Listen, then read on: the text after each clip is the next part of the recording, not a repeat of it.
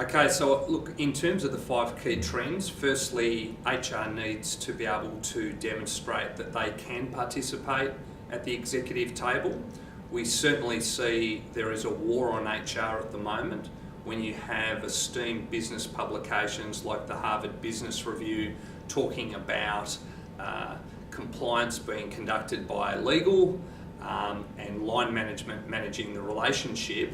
It then leads to the question, well, what does HR do? And I certainly think over the years I've seen a change in executives, certainly not being as happy with HR and their results, and therefore probably struggling to make HR that part of that executive team. The second one I think is dealing with mental health. It's not a question of if but when.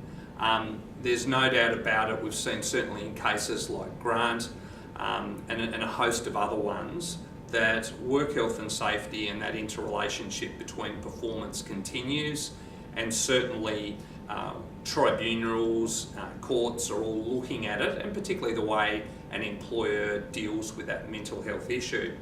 The third one is certainly industrial tribunals and courts are becoming more involved. We're seeing certain trends towards an individual focus because employees are no longer simply waiting for the big fat settlement check. They are certainly looking at remaining in that organisation, and so tribunals on the other hand are certainly looking to future-proof the organisation by actually looking at ways in which they can involve either a transition or actually dealing with some wider systemic issues. The fourth issue really is, I talked about it earlier with mental health having an issue, but it's just the wider parameters of WH&S, and we see that a lot with managing injured employees. And I think the challenge there is not just dealing with the employee themselves, but other employees in that workplace. So it's their interaction with customers, suppliers, and then the wider workplace community.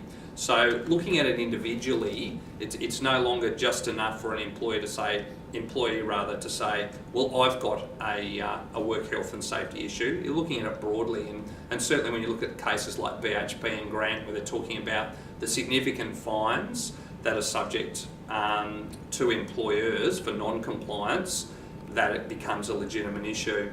And the final one is perhaps the more general one of, look, compliance is still your entry ticket, but organisations who don't work on relationships are going to fall really far behind the rest of the organisations or their competitors.